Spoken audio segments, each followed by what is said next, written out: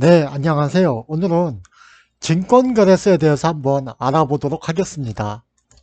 우리가 이제 주권을 양도하게 되면 이제 그 해당 요건이 되면 양도세 말고도 증권거래세를 신고 납부를 해야 됩니다. 근데 그 증권거래세 율이 있는데요. 양도가액에 해당 거래세율을 곱해가지고 그 세금을 납부하게 되는데요.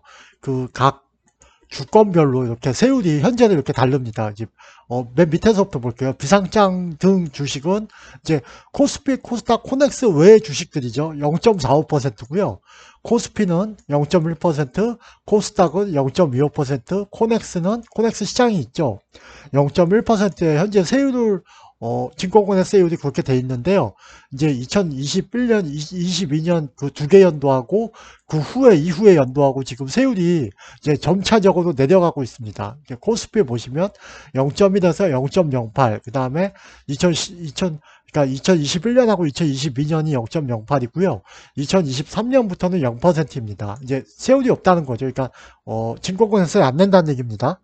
코스닥은 20년도에 0.25%였는데 22년도에 0.23%, 그 후에는 0.15%로 줄고요.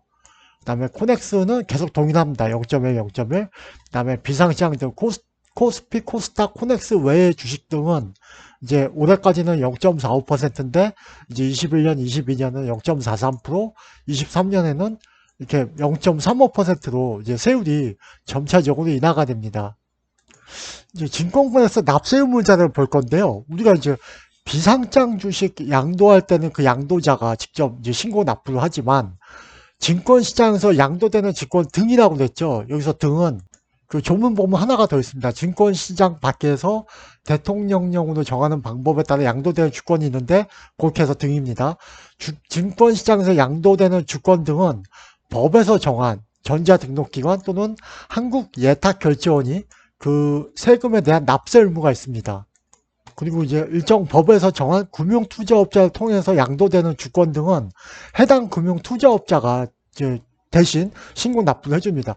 이 증권시장하고 이제 금융투자업자를 통해서 위탁 매매되는 등 그런 주권 등은 이제 양도자가 이제 신고 납부하기에는 좀 어려움이 있죠. 그래가지고 이렇게 이제 예탁원이라든지 금융투자업자가 대신 이제 신고 납부하는 걸로 돼 있습니다. 나머지 이제 비상장 주식 같은 경우는 그 주권을 양도하는 사람이 그 해당 신고 납부 기한 내로 이제 신고 납부를 하셔야 됩니다.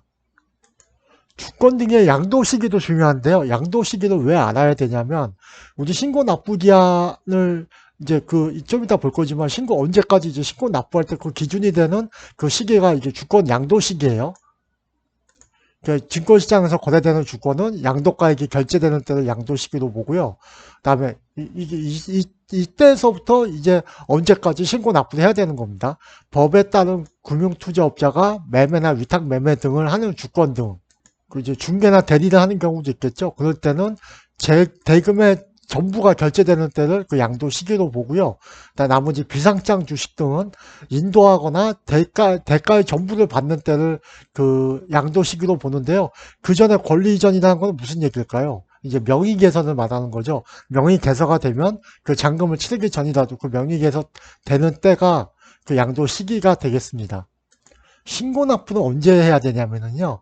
증권시장에서 거래되거나 금융투자업자가 매매나 위탁매매나 이제 대리를 해가지고 매매하는 경우는 그 매월분을 다음 달 10일까지 신고 납부를 해야 됩니다. 그리고 이제 비상장 주식 같은 그 나머지 주권 등은 반기분을 모아가지고 반기의 말일서부터 2개월 이내로 신고 납부를 하면 됩니다. 이제 양도세하고 같은데요. 그렇게 양도세와 같이 신고 납부하시면 되겠습니다. 네, 오늘은 증권거래세에 대해서 한번 알아봤습니다. 내년서부터 이제 세율이 점차적으로 이렇게 단계별로, 연도별로 이제 인하가 될 예정인데요. 저희 증권거래세에 대해서 한번 알아봤습니다. 감사합니다.